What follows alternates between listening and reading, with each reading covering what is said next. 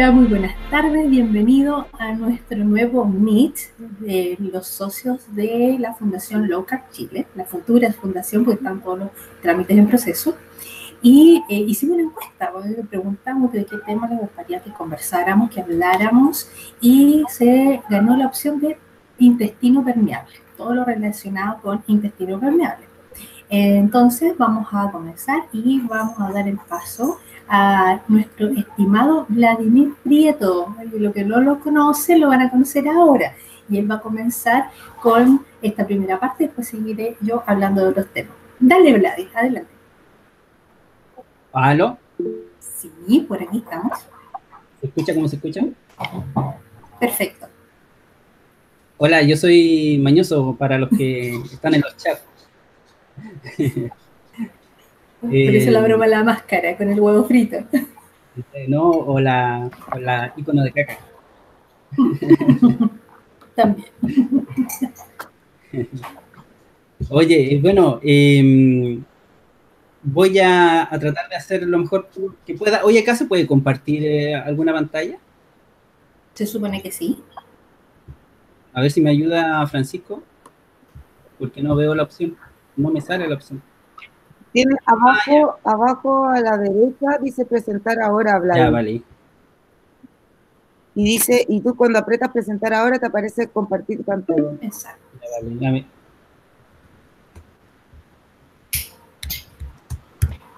Qué lindo se ve. Bueno, no me queda tiempo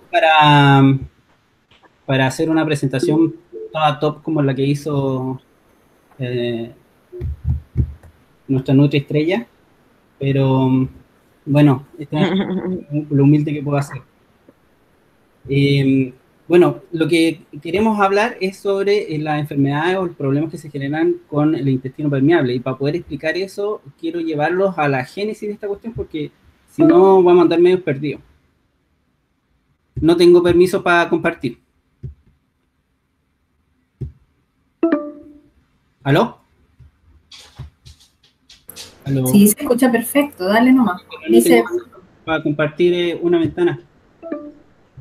¿te sale la opción de una ventana o una pestaña?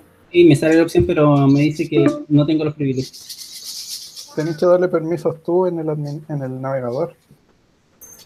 Cuando le pones compartir o presentar, ahí te dice, va a compartir una pantalla y le tienes que dar permiso al navegador.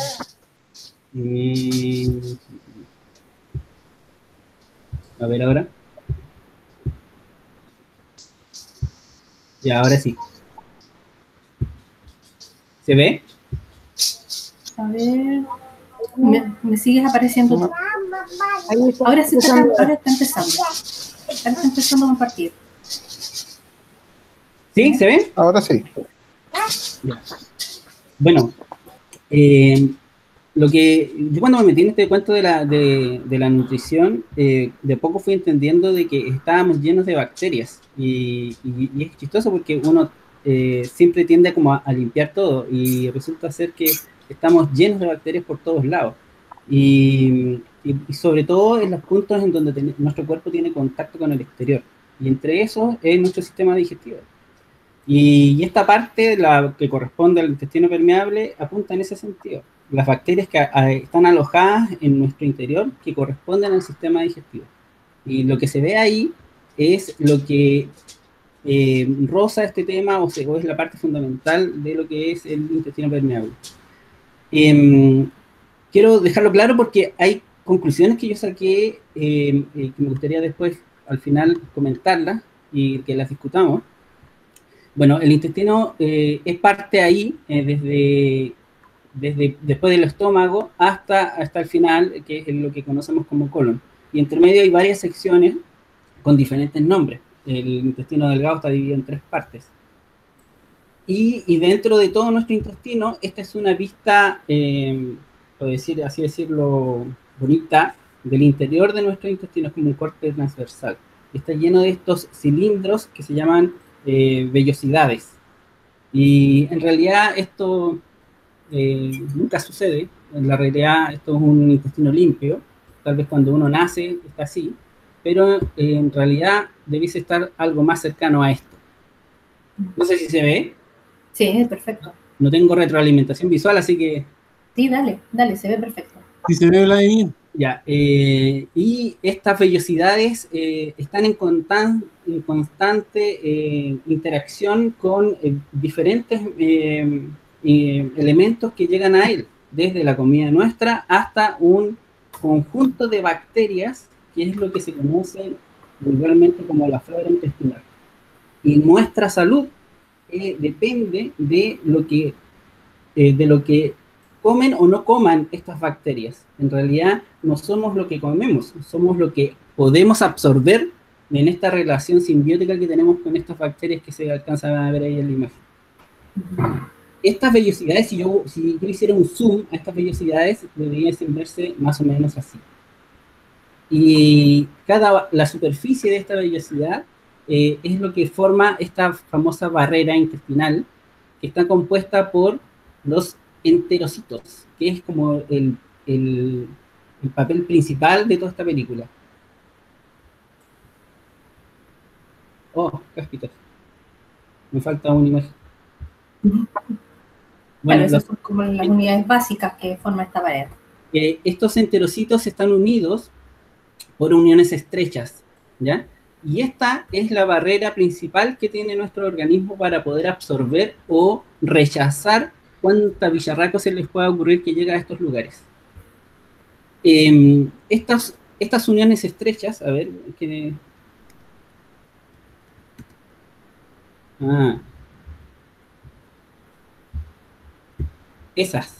estas uniones estrechas, si yo hiciera un zoom nuevamente y viera estas que se llaman microvellosidades, se alcanza a ver las uniones estrechas acá que están rotas. Y estas roturas permiten estas diferentes agentes externos a nuestro cuerpo puedan penetrar. Sin embargo, al lado izquierdo de la imagen, las uniones estrechas están formadas y lo que puede pasar hacia nuestro sistema circulatorio es lo que las uniones, lo que el enterocito puede procesar. Y es algo que nos hace bien, es algo que nos nutre, un sinfín de cosas que el enterocito está creado para dejarlo pasar. Pero cuando la unión estrecha está rota, puede pasar cualquier cosa hacia nuestro sistema circulatorio. Y acá abajo se ven las imágenes, o sea, los cuadros amarillos, que las cosas que nos pueden suceder. Esta barrera es impermeable en el lado izquierdo y permeable al lado derecho. Y por eso es que se habla de un intestino permeable, que pueden pasar cosas. Y es lo que nosotros, o que no queremos, y que se puede formar por diferentes cosas, como por ejemplo la alimentación. Una mala alimentación va a generar más roturas de uniones estrechas, perforando nuestra barrera intestinal. Pero también lo logran medicamentos. Muchos antibióticos que son de corte general dañan nuestra permeabilidad, y si logran pasar no solamente agentes que nos pueden ayudar, que era el destino de ese medicamento, sino que muchas otras cosas que nos van a dañar. ¿Qué es las cosas que nos pueden dañar? Un sinfín de cosas, que las va a comentar Josefina.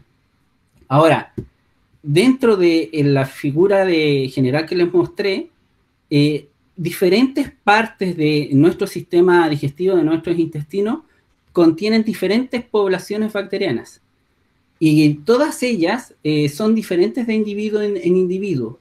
Y estas, incluso en la misma persona, van a ir cambiando a través del tiempo. Desde lo que comas, los medicamentos que tengas, la edad, suponiendo que incluso tú estés comiendo parejo a través de los años, solamente el hecho de envejecer va a hacer que cambie nuestra microbiota intestinal. Y eso nos va a dar a tener una buena salud o una mala salud, dependiendo de las diferentes condiciones. Así, muy resumidamente.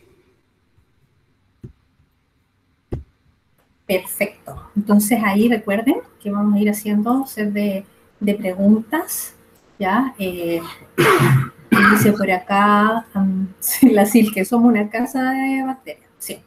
Y Jorge, sí, Jorge aprovecha y dice, esas vellosidades las podemos asimilar a la forma que tienen las guatitas, como para hacerlo más gráfico. es que en la guatita es del estómago del animal, pues. Bueno, cumple una función más o menos similar, que es parte del proceso digestivo, pero estos enterocitos están más abajo, por así decirlo, en el camino de digerir esa comida.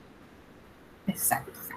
Así que, para que se vaya entendiendo esta estructura, bueno, yo voy a hablar más relacionado con las afecciones que se tienen con el intestino permeable, así que pongan mucha atención porque encontré un montón, pero voy a tratar de resumir lo más posible y que de ahí se vayan generando las preguntas. O sea, ya estamos claros por lo que nos mostró recién ahí Vladimir, y que voy a ahí compartir también una de las pestañas, más que todo para que la puedan ver. Ahí se alcanza a ver, para que me avisen. La parte que está entrando. ¿Te alcanza a ver la lámina, sí? Es la misma que tenía. Exacto. Por eso quiero reforzar algo, porque es muy importante acá. Si ven en la parte de abajo, habla sobre autoinmunidad, mala absorción, intolerancia a alimentos, bloqueo de sangre al cerebro, inflamación sistémica. O sea, hay un montón de situaciones relacionadas con la permeabilidad de este intestino.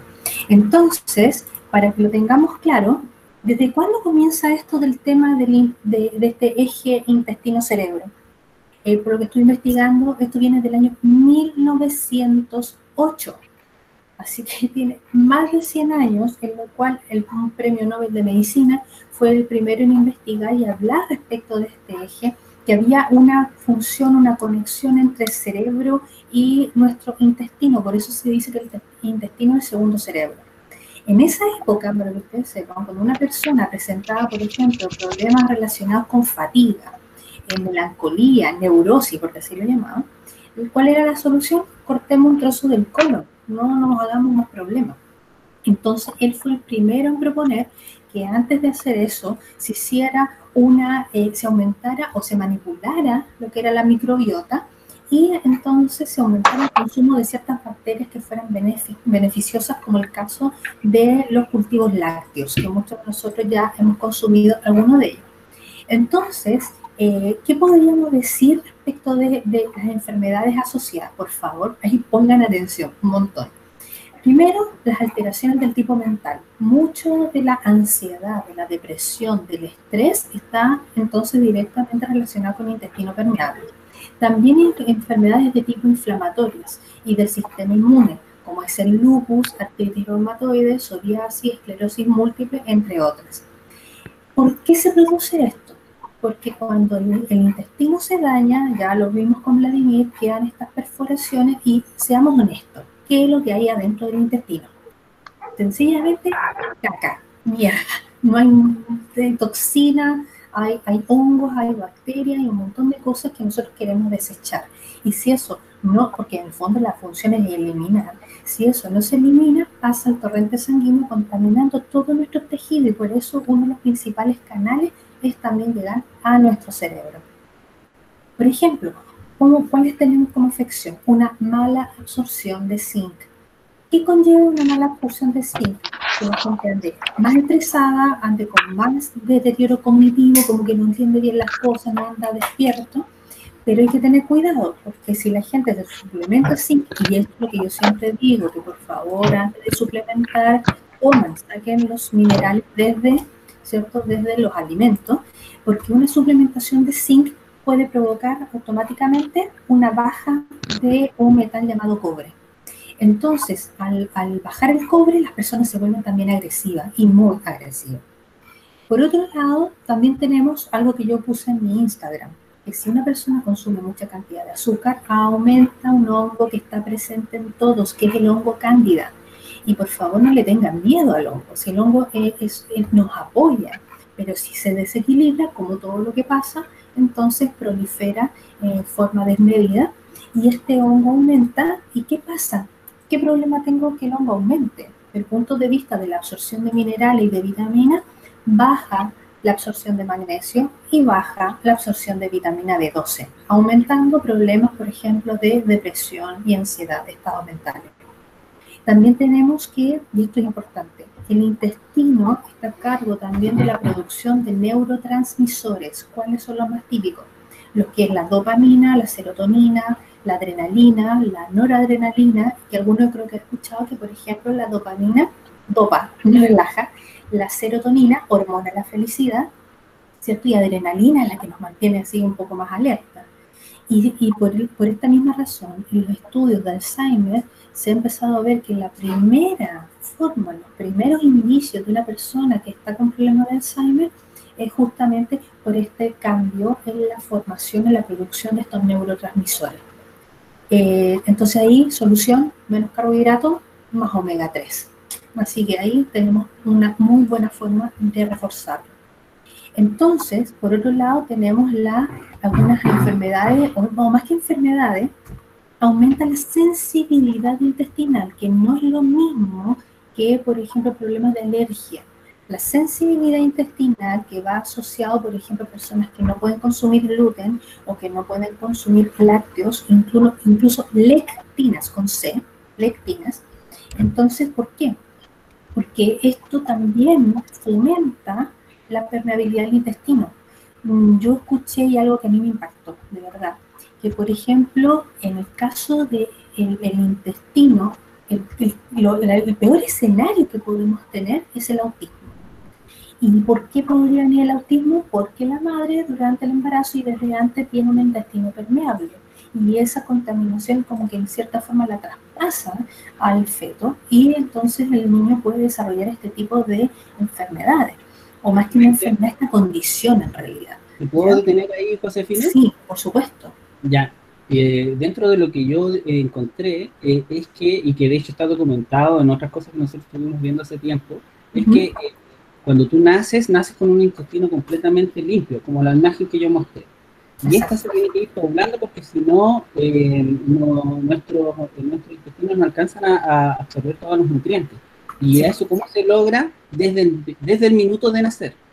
Desde el minuto de nacer, cuando el bebé pasa por la vagina de la madre, le empieza a traspasar las bacterias de estas.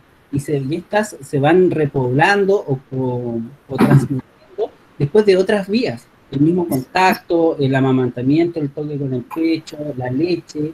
Y la leche también aporta, porque va directamente a los intestinos, y la leche, considera tú que la leche a través del tiempo cambia su consistencia, y por eso es que las madres al final terminan entregando como una especie de suero, porque va cambiando a través del tiempo, y es porque efectivamente ese bebé va creando esta microbiota intestinal adecuada para recibir los primeros alimentos. Y también es lógico pensar, ¿por qué no te interrumpo yo, José, ahora? Sí, dale. Porque es lógico pensar que si la madre viene con algún problema de población bacteriana errada o equivocada, necesariamente se la va a transmitir al hijo. Y tanto la falta como el déficit, como el déficit. Otro déficit que yo me puse a meditar al respecto. ¿Qué pasa con los bebés que nacen por cesárea? Que no tienen esta transmisión, o los bebés que desde el día 1 toman leche de tarro. Entonces, evidentemente desde el día 0 empiezas tú a crear una flora intestinal inadecuada, y eso genera las enfermedades que tú estás mencionando ahora desde recién nacido. Sí, de hecho hay un estudio que yo lo puedo compartir con los grupos de socios, o más que un estudio, es un curso que hace una doctora que hace dieta cetogénica acá en Barcelona, y tiene un curso en un canal de YouTube que habla justamente de lo que llama la alimentación de los 1000 primeros días, o sea, cómo se tiene que alimentar tanto la madre como el niño durante los primeros 1000 días. Y si estamos hablando de 1000 días, estamos por lo menos los 3 primeros años de vida, fundamental. Entonces, junto con eso, esta misma doctora planteaba de que tenía un caso de una mamá que llegó con su hija porque decía que la niña era súper agresiva, que ella no sabía qué hacer, que tenía déficit atencional, y llega y le dice, y le empiezan a hacer las pruebas ya de alimentos, y una de las pruebas fue con gluten. Dice que no alcanzaron, le colocan la muestra, pasó un rato que empieza la reacción y la niña se puso agresiva pero como loca. Y decía a la mamá, doctora, así es como ella se coloca siempre está así. Y ahí se dan cuenta que el reactivo era el gluten. La niña no podía consumir gluten, nada de gluten. porque la agresividad se disparaba pero un montón, y ahí también vienen con trastornos psiquiátricos, porque después empiezan a decir, no, este niño es bipolar, no, este niño tiene déficit atencional, y se inventan un montón de rollos, después los empastillan, cuando en realidad la cosa pasa por la alimentación. En el libro El cerebro de pan también tocan este tema del gluten, y lo tocan relacionado a lo que estamos hablando. De hecho, el doctor habla de que somos todos intolerantes al gluten. Lo que pasa es que el celíaco lo expresa.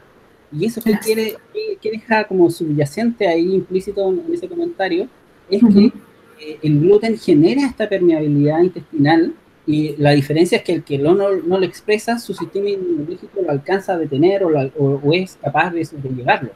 Exacto. Claro, y si vamos sumando, pensemos en los lácteos. Hay gente que no es tolerante a los lácteos, entonces los tiene que tomar. No los tomen, punto. Lo mismo pasa con las lectinas, que yo mencionaba recién, que las lectinas son un tipo de proteínas que la planta fabrica, como los oxalatos, como los nitrógenos, para que no se la coman. Algo que escuché hace un tiempo por ahí que decía, bueno, ¿y por qué las plantas se defienden y los animales no? Porque los animales tienen patas, salen corriendo, una planta no vuelve corriendo. Tienen garras, tienen colores, muerden, pero una planta no. Bueno, y ahí nuevamente caemos a este mismo tema que es la digestión, porque las plantas, sobre todo los que tienen que ver con granos, por ejemplo la almendra, las nueces, el fin último de esa planta es que esa semilla pase por todo tu tracto digestivo y salga de él intacto. Entonces toda la química que hay detrás para que ese fruto no sea comido no afecta finalmente, porque el fin último de ese fruto no es que tú te lo dijeras, el fin último de ese fruto es que caiga diseminado en otro lugar del planeta. Ese es el objetivo. Y una cosa que tienen que tener bien en cuenta, en caso que conozcan niños que tengan problemas de déficit atencional o todo esto, cámbienle la alimentación, y la alimentación tiene que ser lo más simple y básica, con comida real, o sea, nada de cosas envasadas, ni que el arroz integral, ni que el fideo de harina, no, chao, o sea, eso elimínenlo por completo, porque las reacciones para gluten pueden demorar de 2 a 3 días en aparecer. Entonces, por ejemplo, claro, una persona come un alimento que tenga alguna de estas sustancias y la reacción puede demorar días en aparecer, y nunca la gente lo va a asociar a que fue eso que comió. Entonces, otras cosas más que son importantes, yo les hablé de los neurotransmisores. Y aquí hay una pregunta que vamos a ver. La serotonina. ¿Qué es lo que es la serotonina? Es la llamada hormona de la felicidad. Inhibe el enfado, el enojo, inhibe la agresión, aumenta el estado de humor, aumenta también la sexualidad de las personas, se expresa mucho más sexualmente. Pero ¿dónde hay más serotonina? A ver si alguien en el chat lo escribe. Le voy a dar 2 alternativas. ¿En el cerebro o en el intestino? ¿Qué creen ustedes? ¿Dónde hay más serotonina? A ver si alguien lo tira por ahí en el chat. Ahí todo escribiendo. Sí, vamos. ¿Quién lo puede escribir? ¿Intestino o cerebro? Ahora están todos callados. Nadie quiere escribir en el chat. Bueno, yo les voy a contar. El 5% de la serotonina está en el cerebro. El 95% está en el intestino. ¿Por qué? Porque justamente el sistema digestivo contiene casi 100 millones de neuronas, y estas producen la misma cantidad de neurotransmisores que el cerebro. Así que si tenemos 100 millones, 95 millones, prácticamente el 95% está en el intestino. Y eso implica también de que si nosotros dañamos otros órganos, como por ejemplo el hígado, en el caso de tener intestino permeable, el hígado no es capaz de metabolizar serotonina. ¿Y de dónde se fabrica la serotonina? Se fabrica de una sustancia que se llama triptófano. O sea, triptófano entra al hígado y el hígado la metaboliza en serotonina. No es necesario tomar triptófano, porque ustedes saben que yo soy como bien anti de tomar suplemento y cuestioncita. Tomen lo de los alimentos. ¿Cuáles? Pollo, pavo, salmón, atún, alcachofas, por ejemplo, tienen alta cantidad de triptófano, chocolate amargo, algunas almendras, algunas nueces, semillas de maravilla, semillas de calabaza, y que sean siempre tostadas, ¿ya? Eso tiene triptófano. Con esto también indica, ahí van a tratar de entender, los neurotransmisores conectan el intestino con el cerebro, van a hacer contacto. ¿Y de qué forma lo hacen? Y aquí es increíble. Por cada un clic eléctrico que vaya del cerebro al intestino, el intestino da 9 clics hacia el cerebro. 1 del cerebro al intestino, 9 de intestino al cerebro. Así que si el intestino está enfermo, le manda todas las señales al cerebro y el cerebro empieza ahí a estropearse y a tener problemas. Y eso explica un poco, José. Sí, dale. ¿Aló? Eso explica un poco esa relación dual que existe entre cerebro y intestino. Explica un poco por qué cuando te enfermas te duele la cabeza, cuando te cae algo mal el estómago, digo. Y al revés también. Hay gente que se pone tan nerviosa que se le suelta la que tú sabías. Pero es verdad, o sea, de repente a las personas les pasa que comen algo, les duele la cabeza y uno dice, a ver, ¿qué comiste que te cayó mal? Y a veces es por esto, esta relación intestino-cerebro. Otra cosa que encontré increíble, esto pongan atención, el intestino es el intestino sano, no estamos hablando de intestino permeable, tiene abundantes benzodiazepinas. ¿Y dónde están las benzodiazepinas? Están en el lorazepam y en el Valium. Entonces, cuando el intestino se vuelve permeable, estas benzodiazepinas también contaminan el torrente. Entonces, hay que tener mucho ojo con esto, porque si son estas sustancias como el Valium y el lorazepam que te bajan, ¿cierto? Que te relajan, entonces están presentes también en el intestino. Es lo que yo recién comentaba, esta población de bacterias, que en algún instante tiene que haber un balance entre las bacterias que existen, los tipos de bacterias que existen en tu intestino y que te hacen bien. Sí. Pero estas se ven alteradas por diferentes factores, y uno de esos factores son los medicamentos. Recién estaba viendo en el chat de los novatos, parece que era Maritza, que dieron un antibiótico, y a pito de nada, o sea, sin saber qué es lo que era, el problema que tenía. Es un daño tremendo porque ese antibiótico le va a matar de un paraguaso a una población grande de bacterias en el intestino, y no sabemos si es que le van a hacer bien, y el daño es de por sí grande. Es que sabes que hay un tema que yo creo que uno también como persona adulta, informada, educada, mínimo, que tenía, no sé, octavo básico, ya nos han enseñado que una bacteria se detiene con antibiótico. Virus, vacuna o reposo. Ya vemos ahora con los coronavirus que sin vacuna no podemos salir a ninguna parte.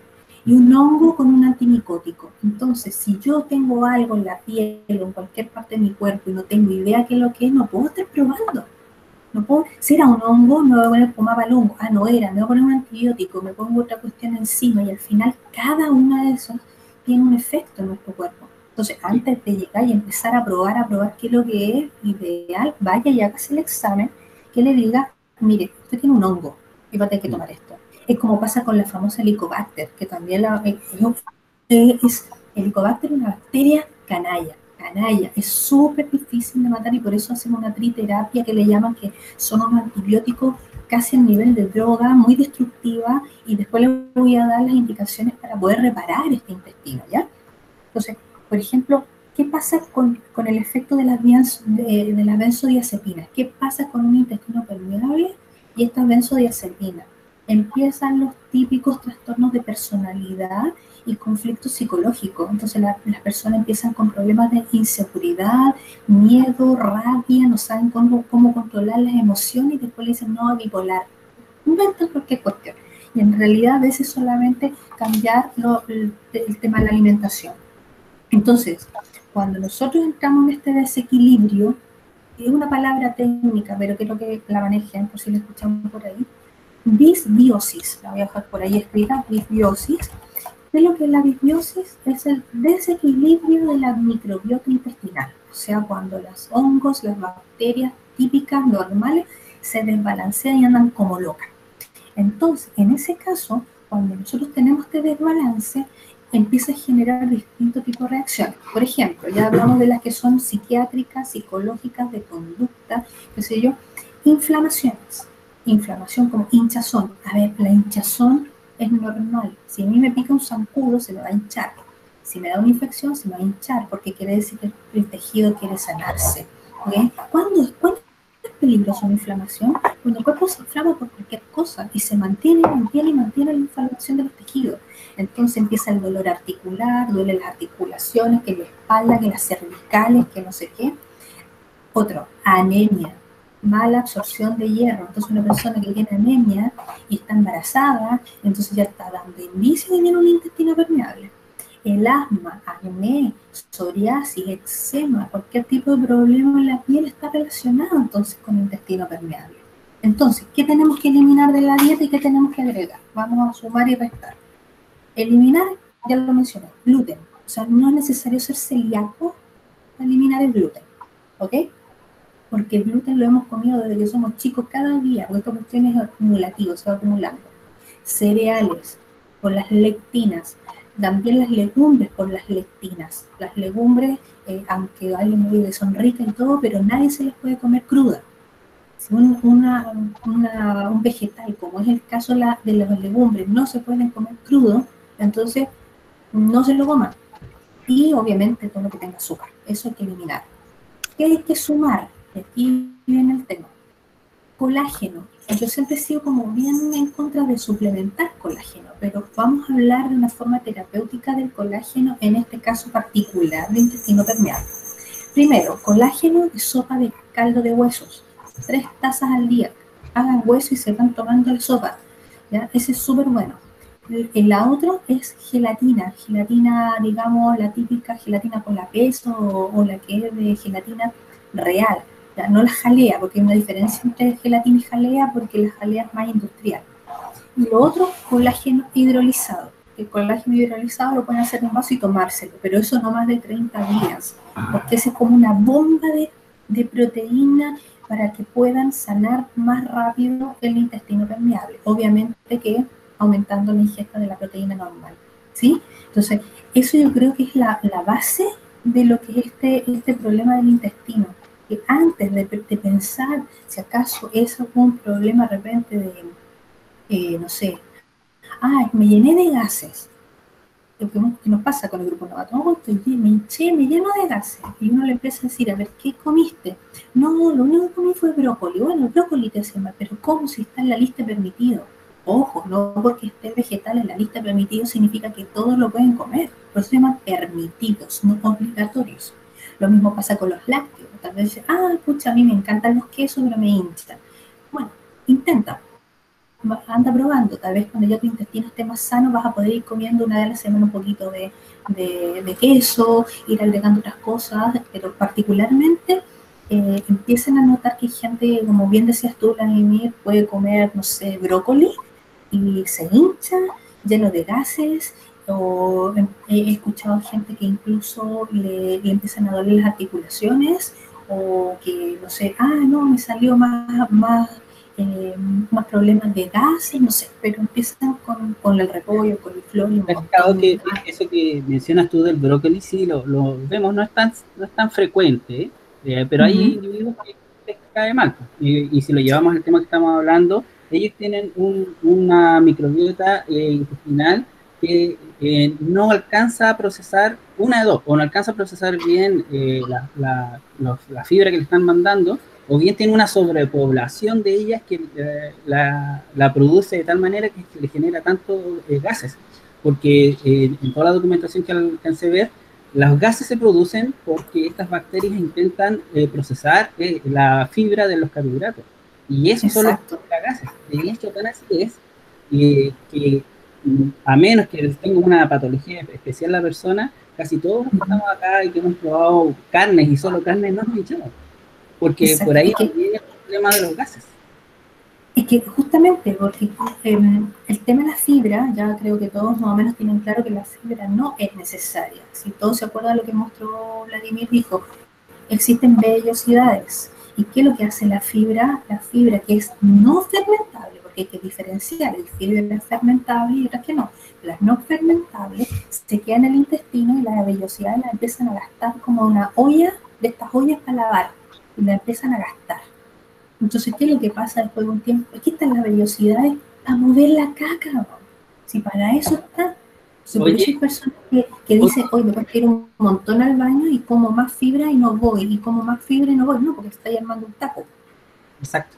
Y hay otro tema ahí, y es que la flora intestinal, la microbiota del intestino grueso, que es el colon, es ahí donde se procesa la mayor cantidad de carbohidratos.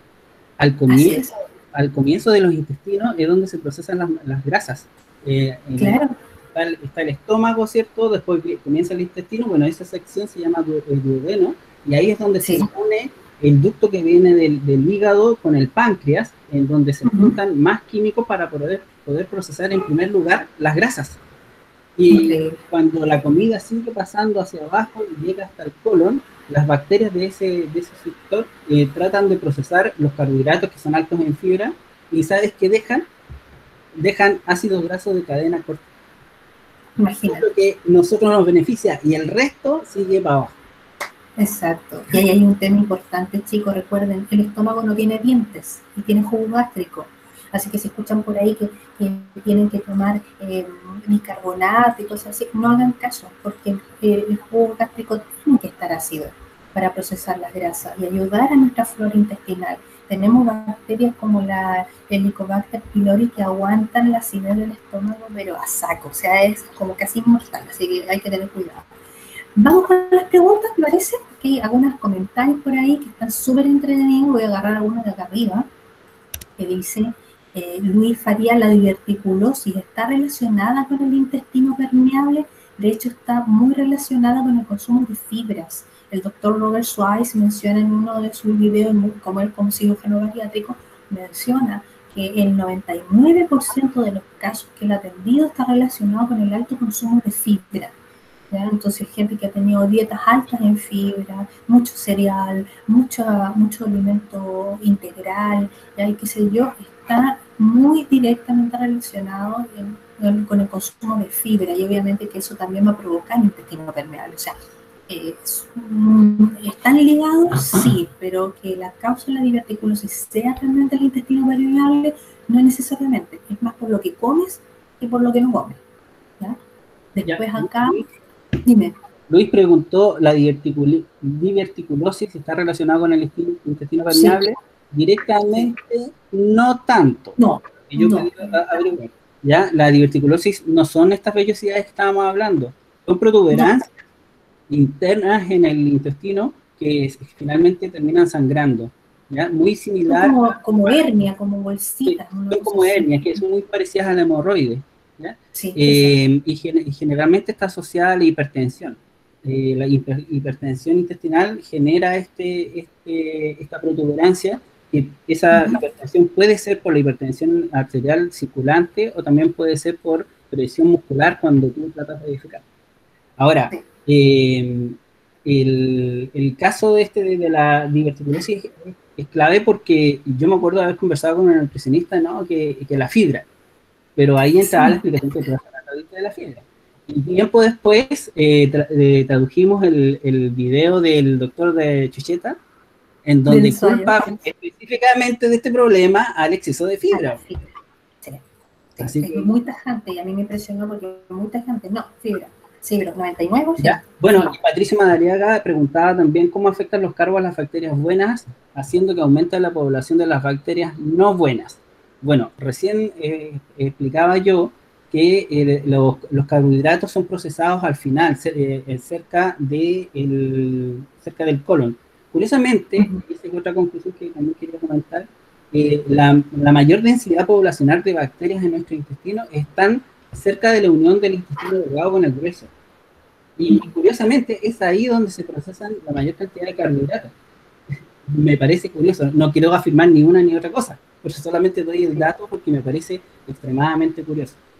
Ahora, exacto. Sí. Dale. No, que decía la otra pregunta, que ¿habrá alguna leche para bebés baja en carbohidratos? Que ¿para qué necesita leche tu guagua? Aparte de la materna no necesita otra.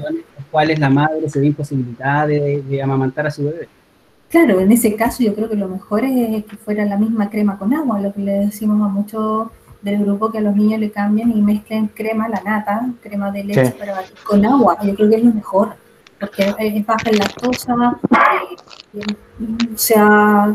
a tener también eliminado un poco más la cantidad de caseína, que es la proteína de la leche, que también es una proteína interesante, que puede generar intestino permeable, esta famosa sensibilidad intestinal de la cual yo hablé hace un rato, ¿ya? Después, más preguntas. Marisa quería hablar. ¿Ya?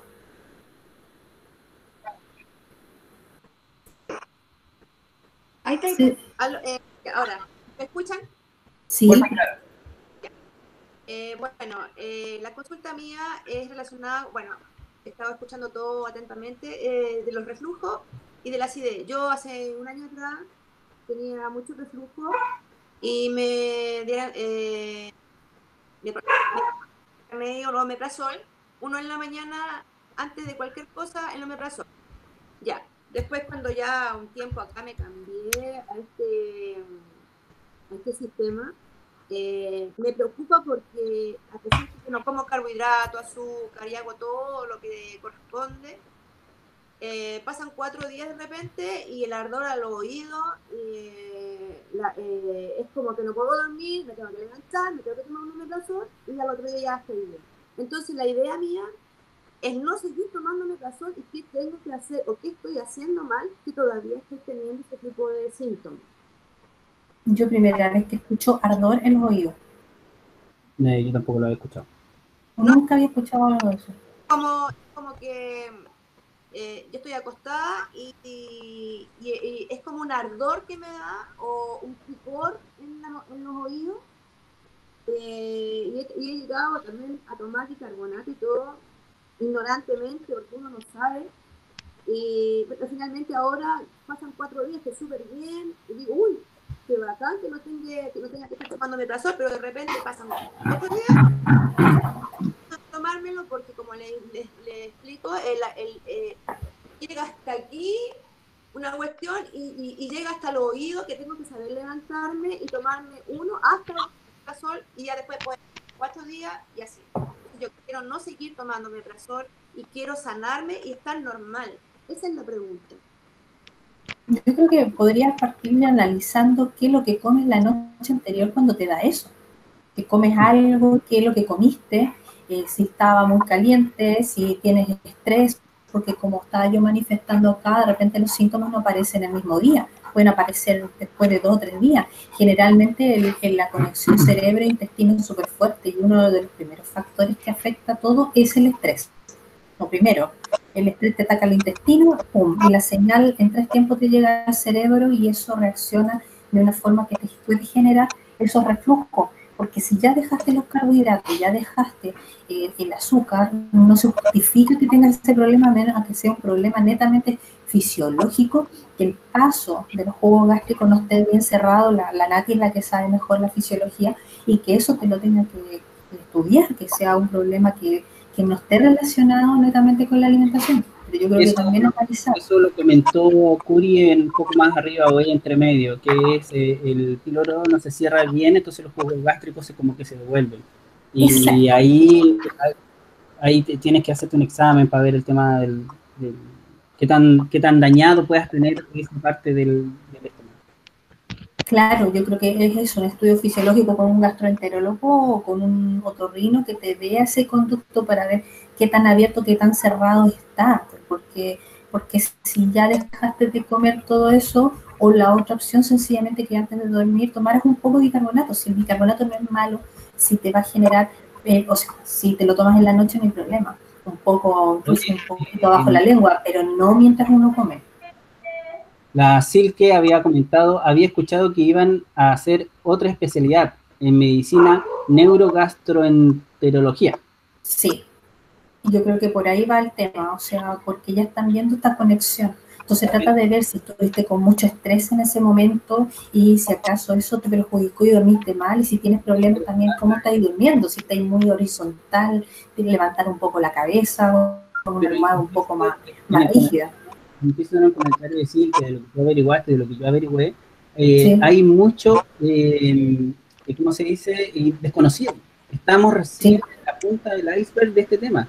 Y tanto eso que hace, no sé, un poco tiempo atrás encontré un artículo que me hablaban de que en el cerebro se habían encontrado también unas bacterias que, como estoy hablando, que están en la microbiota, las encontraron en el cerebro. Como llegaron esas bacterias al cerebro. Se cree que a través de la médula espinal. Pero lo cierto es que no sabemos.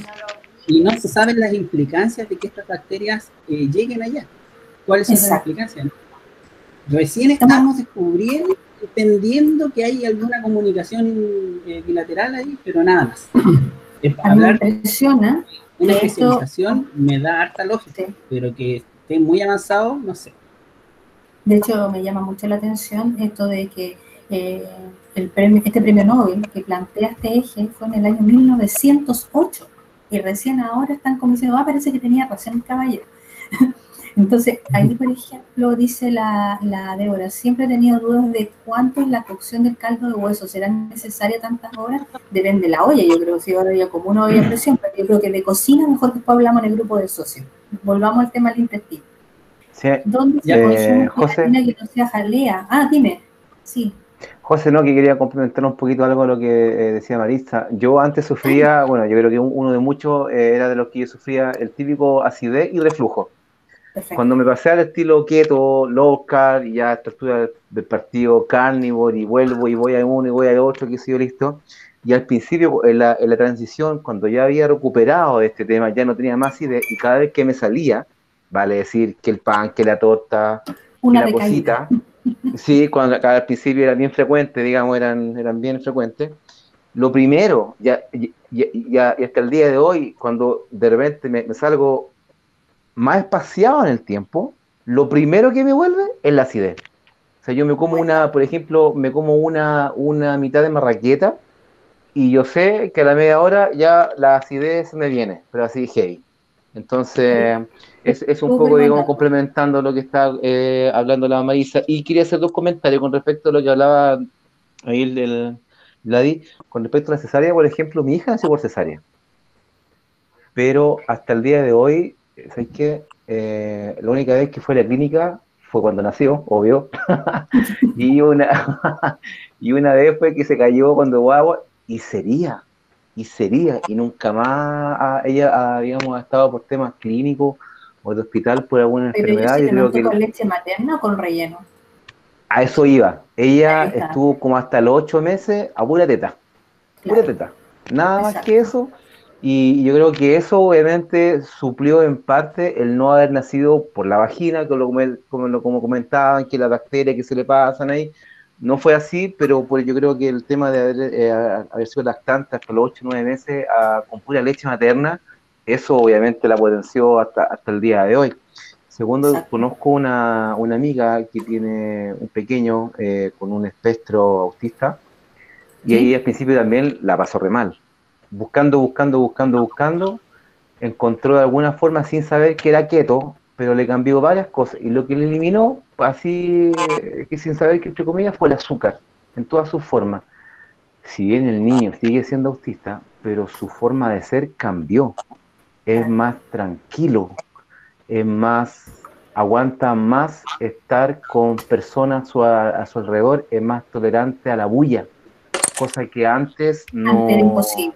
No, y si hoy día se come un azúcar, se come un pedazo de torta, se come un dulce, qué sé yo, vuelve.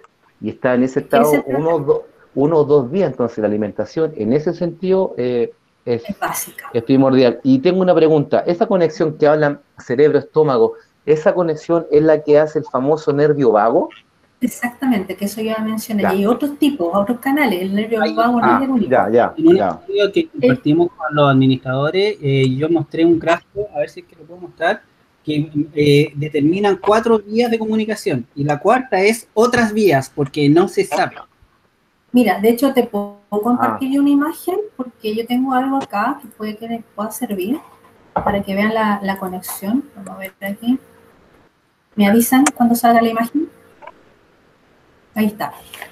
La función del sistema nervioso, cuando está normal, fíjense, a una conexión normal, hay un buen comportamiento, estado cognitivo y estado emocional normales, umbral sensitivo al dolor también normal, niveles normales de células inflamatorias, mediadores químicos y microbiota intestinal normal.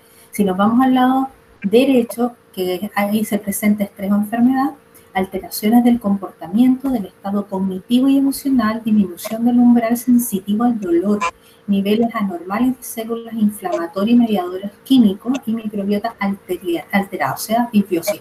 Este canal es que se produce a través del nervio vago Y hay otros canales, por ejemplo, la producción de hormonas, como el caso del cortisol o el GABA, que también lo podemos mencionar en algún otro momento. Oye, María Jesús pregunta, hay estudios que han mostrado sensores del sabor dulce. La verdad es que los sabores se detectan en una mezcla ahí de lengua olfato. Y más allá de que yo puedo averiguar ahora. Lo que sí puedo comentar al respecto es la experiencia que compartió Diego en el chat hace tiempo atrás, que tiene que ver con lo dulce. Ahí comenté que las grasas se absorben al comienzo del recorrido intestinal, y ahí está el testimonio de un tipo que tuvo un accidente por una acción médica errada, y se quedó solamente con el 10% de su intestino. Y resulta que este tipo tomaba un líquido sin azúcar y cagaba una taza de ese mismo líquido. Pero si tomaba un líquido azucarado, botaba 2 tazas de líquido azucarado. Y después de hacer varias pruebas, lo que se detectó es que no tenemos suficientes herramientas a nivel intestinal para poder absorber el azúcar que podamos tomar. Por lo tanto, cuando tú consumes mucho azúcar, lo que genera el estómago es más líquido para poder disolverla, para poder absorberla mejor. Como este tipo no tenía todo el intestino, todo ese exceso de azúcar lo eliminaba. ¿Y qué sucede? Por eso es que cuando tú tienes tu intestino, todo ese exceso de azúcar, o sea, ese exceso de líquido que genera el estómago, es reabsorbido y sobrecargas más los riñones. Exactamente. Dime. Porque lo que pasa es que principalmente no era una duda, era una acotación, que se descubrió eso. ¿Ya? Se descubrió, y de hecho se descubrió con el uso de edulcorantes artificiales. Bueno. Porque eran personas que de alguna forma con edulcorantes artificiales que supuestamente no tenían calorías, sí presentaban un aumento leve de la glicemia. Y decían, pero ¿cómo? Si se supone que no tiene calorías. Y la respuesta glicémica era como 45 minutos después, no mucho rato, era como 1 hora, incluso se podía mantener hasta más tiempo. Pero eso solamente en ratones. Entonces ahora están averiguando si es que, por ejemplo, la stevia, por el solo hecho de ser dulce, aunque fuese natural, quizás también podría generar una respuesta glicémica, pero por sensores de sabor que pudiésemos tener en nuestro intestino. Es como si de alguna u otra forma el intestino igual detectara los sabores por otras sustancias, por otra vía, por otro compuesto, pero que pudiese de igual forma generar como alguna especie de permeabilidad. Por eso que los edulcorantes, además, se prohíben mucho en niños. Exacto.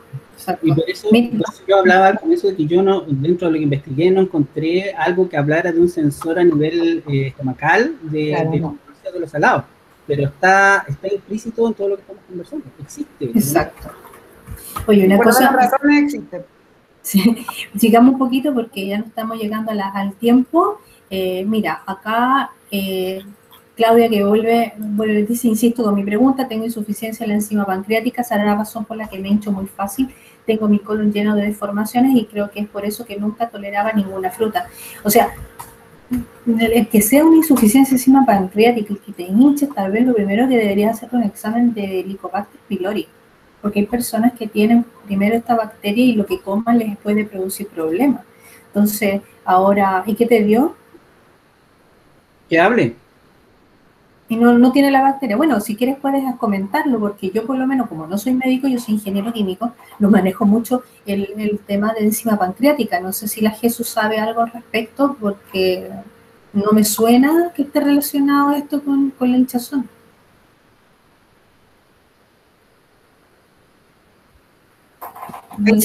Perdón. La hinchazón por meteorismo puntualmente no tiene que ver con la enzima pancreática. Lo que sí es que si tienes insuficiencia de esa enzima, significa que te cuesta digerir más las grasas. ¿Qué significa eso? Que la bilis va a aumentar en proporción a otro tipo de compuestos digestivos. ¿Por qué? Porque va a tratar de compensar un poco esta deficiencia de enzima pancreática. Pero hay unas enzimas exógenas que te ayudan mucho a poder regular eso, que son las lipasas pancreáticas exógenas que se utilizan en personas con fibrosis quística. que sufren lo mismo, pero por factores genéticos más que nada. Y muy exacerbado, no tienen nada de enzima pancreática. Pero si se hincha, más que nada puede ser que el consumo de grasa sea muy alto y de alguna manera se estrese un colon que ya estaba estresado antes. Y no las digiera de buena forma. Entonces, exactamente, no las digiera de buena forma. Entonces tenemos que mantener la acidez del estómago para que la pueda digerir. Sí, una, mantener la acidez del estómago. Dos, no forzar el hígado con glucosa, porque si no el hígado se va a estresar al tirar tanta bilis para poder mantener la digestión de la grasa. Y en segundo lugar, fraccionar las grasas, porque solamente es una respuesta por incapacidad, por saturación. Entonces, si nosotros le damos al cuerpo la grasa de forma fraccionada, no debería saturarse. Oye, Luis Farías pregunta, ¿cómo ponemos más bacterias buenas en nuestro organismo? ¿Sirve el yogur natural casero? Bueno, suponiendo de que tengas una microbiota alterada, sí, los probióticos funcionan. Y casi todo, entra todo lo que sea fermentado. El chucrut, el kéfir. Aceitunas también. Hasta el vino tiene probióticos. Tengo una consulta. Claro, dale. Tengo una consulta. Porque, ¿dónde se ubica esta microbiota? He escuchado que es en el estómago y otros dicen no, en el intestino. Entonces tengo la duda. ¿En dónde está esta población microbioma? Siempre hablábamos de la microbiota intestinal. Tenemos bacterias en todo. En el caso de, tenemos el oído, tenemos la boca, tenemos todos lados. Y cuando hablamos de la microbiota de este caso, estamos hablando de la intestinal. Claro. Existe. No, pero es que he escuchado otro influencer que dice cuando, por ejemplo, tú sobrepoblas la microbioma porque tomas probiótico todos los días, comes fermentado todos los días, entonces te pasas de la cantidad, esa población intestinal se corre y causa otros problemas. Por eso es que tengo la duda. ¿En dónde debería estar dentro de todo el intestino? ¿Solo en el delgado y grueso? ¿En qué parte más o menos se ubica este tema? La microbiota intestinal parte desde el intestino delgado hasta el colon, de lo que tenga que ver con la absorción de nutrientes. Exacto. Sí, entonces, aparte de eso, que por eso cuando uno les dice que pueden consumir yogur, kéfir o yogur de pajarito, hay personas que toman todos los días. Y yo les digo, ojo, no tanto por el hecho del carbohidrato, sino de que porque es para balancear el intestino y hay que hacer que el intestino haga su pega, pues también, o sea, tampoco puedo estar metiendo el kéfir todos los días y a cada rato como que fuera un postre, porque es una relación simbiótica entre las bacterias y nosotros, pero si hay muchas bacterias nos daña, pues hay un equilibrio ahí, entonces no es que metámosle probiótico todos los días, no, ahí hay un equilibrio, hay que buscarlo en cada uno de nosotros, ojo, porque como dije por ahí, las bacterias van cambiando a través del tiempo en el mismo organismo y son diferentes entre todos nosotros, son como una huella digital. No hay un grupo bacterial igual al otro. Hay bacterias que son comunes en este ser humano y en el otro ser humano, pero no son iguales. Y por eso es que hay mucho de probar en esto.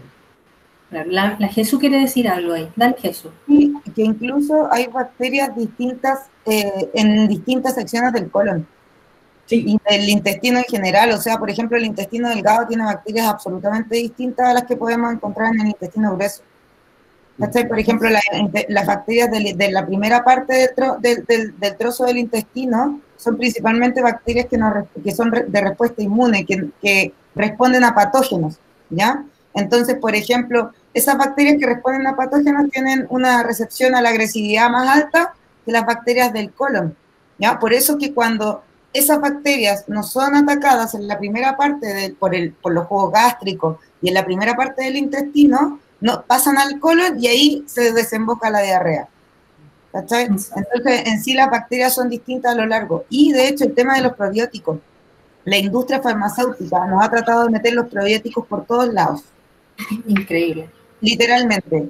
Por todos lados. Es un negocio enorme, enorme, y además no posee regulación por la FDA mayormente porque no es una sustancia química ni creada, el probiótico es un aislado.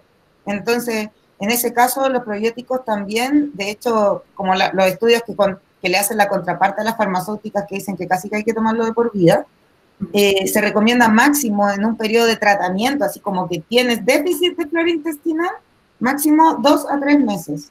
De ahí el cuerpo tiene que hacer su pega, como decía Vladimir y como decía la José.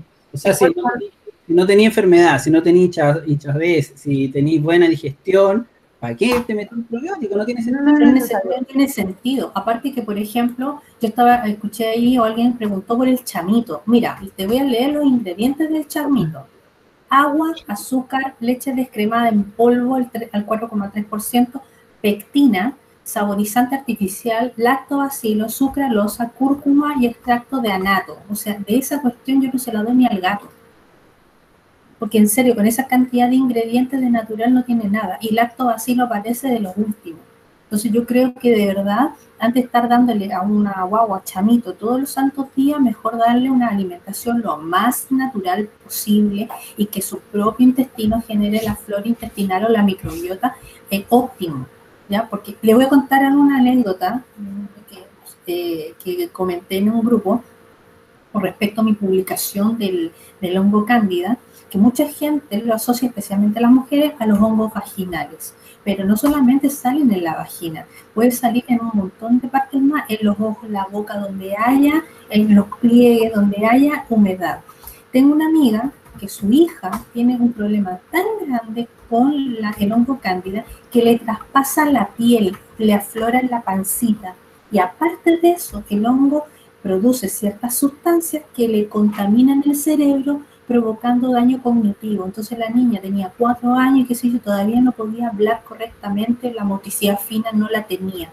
¿Y qué es lo que le dieron para poder revertir de cierta forma o paliar un poco esto? Consumo de aceite de coco y altas dosis de pescado y omega 3. Y de verdad que fue un cambio notable. Entonces, de verdad, cuando uno le dice a la gente, mira, tienes que tomar omega 3 porque por la inflamación también es para recuperar el intestino permeable. Y cuando las personas me dicen, y aquí ligando cosas, hoy dejé los carbohidratos y tengo estreñimiento, me cuesta un montón ir al baño. Claro, porque tienen que limpiar 400 metros cuadrados de intestino, eso es lo que mide el intestino. Hay que limpiarlo y si estaba permeándose, ¿qué cosa no absorbe? Magnesio. Entonces, vamos tomando magnesio. Entonces, por un lado, recuperar la pared del intestino, aumentar la cantidad de consumo de proteína, el consumo de colágeno, el de gelatina, un caldo de hueso así concentrado, es por un mes, no más que eso. Después uno puede ir distanciando, ¿ya? Pero en sí, yo creo que esto hay que tomárselo como terapia. Realmente todo lo que es intestino hay que tomárselo como una terapia. ¿Ya? Y ni el chamito, ni ninguna de esas cuestiones. Chucrut, aceituna, cosas que sean fermentadas, la kombucha incluso, o el yogur kefir. Sí, a ver, solo uno. Hay uno al día que podría recomendarle a tu padre. Claro, el uno al día. No, terrible. Ya, vamos a dejarlo ahí, qué tímidos. No sé, chicos, si tienen más preguntas, más consultas, porque estamos ahí casi justo en el tiempo. Yo tengo una pregunta, chicos. Dale, cuando la mujer está embarazada y tiene una mala alimentación, o come mucha verdura, o come muchas cosas con azúcar, o muchas cosas, mucho pan, mucha fibra, gluten. Sí, mucha fibra también. Eso le afecta a la guagua. Sí. Pero podríamos llegar a un extremo en generar epilepsia o cosas más graves en los bebés debido a la mala alimentación de la mamá. Sí, se puede. De hecho, como yo expliqué hace un rato, el peor escenario que podrías tener frente a eso es el autismo. El peor escenario. Y por eso les voy a después dejar el link donde explica esta doctora experta en dieta cetogénica, el que explica la alimentación de los 1000 días, ¿ya? Porque incluso va un poco más atrás, explica realmente por qué hay niños que pueden tener problemas y que en esos 1000 días podría, no sé si revertir la condición tan severa, pero sí un poco controlar algunos problemas como déficit atencional o niños que sean agresivos o que no puedan dormir y que está directamente relacionado con esto. Francisco, yo vi un estudio que se hizo en las islas del Pacífico y la incidencia de problemas mentales es del 0.03%. O sea, la nada misma. Sí. Y esas islas comen ancestralmente. O sea, los problemas de salud mental es por la alimentación occidental, básicamente.